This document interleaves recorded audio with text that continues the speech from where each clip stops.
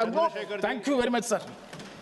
धन्यवाद सभापति जी कि आपने मुझे औद्योगिक संबंध संहिता संशोधन विधेयक 2026 पे मेरी बात रखने का मौका दिया। किसी को क्या बताएं कितने मजबूर हैं हम, बस इतना समझ लीजिए मजदूर हैं हम। सभापति जी, मजदूर का पसीना सूखने से पहले उसको उसकी मजदूरी मिल जाए, ये बहुत महत्वपूर्ण है। मैं धन्यवाद दूंगा बाबा साहब अम्बेडकर को कि 15 अगस्त 36 को उन्होंने labour party of Indian labour party बनाई और उस मजदूरों की लड़ाई की शुरुआत की। 1942 में वो जब लेबर मिनिस्टर थे तो 12 घंटे से घटा के 8 घंटे काम किया, महिलाओं के लिए मातृत्व लाभ दिया और लेबर के जो सामाजिक सुरक्षा थी वो दिलाने का काम किया। अब मैं बिल पे आता हूं सभापति जी। कहा जा रहा है केवल एक तकनीकी संशोधन है, लेकिन जब बात श्रमिकों के अधिकारों, औद्योगिक संतुलन और करोड़ों परिवार के भविष्य की आएगी तब कोई संशोधन केवल तकनीकी नहीं होता है, हर शब्द का असर होता है, हर प्रावधान का परिणाम होता है। महोदय, वर्ष 2020 में सरकार ने 29 श्रम कानूनों को 4 श्रम संहिताओं में समाहित किया था। उस समय विपक्ष ने कहा था कि सुधार के नाम पर श्रमिकों की सुरक्षा कमजोर ना हो जाए। महोदय, ये विधेयक कहता है कि पुराने कानून ट्रेड यूनियन अधिनियम 1926, औद्योगिक विवाद अधिनियम 1947, औद्योगिक रोजगार अधिनियम 1946 का निरसन वैधानिक रूप से हुआ है।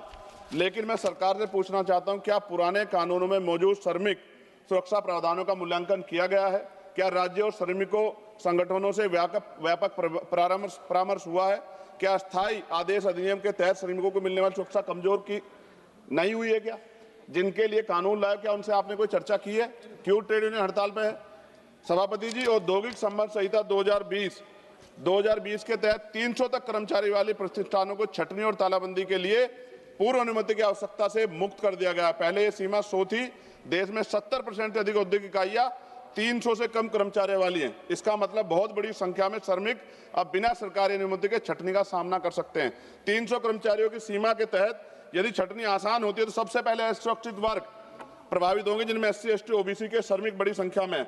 मेरे संसदीय क्षेत्र नगीना में विश्व प्रसिद्ध लकड़ी नक्काशी उद्योग के लिए जाना जाता है। वहाँ हजारों कारीगर छोटे उद्योगों में काम करते हैं। सभापति जी, श्रमिक व पारंपरिक हुनर से जुड़े इस परिवार इस कानून से प्रभावित होंगे। हमारे क्षेत्र की अधिकांश इकाइयां 50 से 250 इकाइयों कर्मचारियों के बीच हैं। यदि 300 की सीमा के तहत छटनी की अनुमति बिना पूर्व स्वीकृति के दी जाती है तो इन छोटे उद्योग में कार्यरत श्रमिकों की नौकरी की सुरक्षा पर सीधा असर पड़ेगा।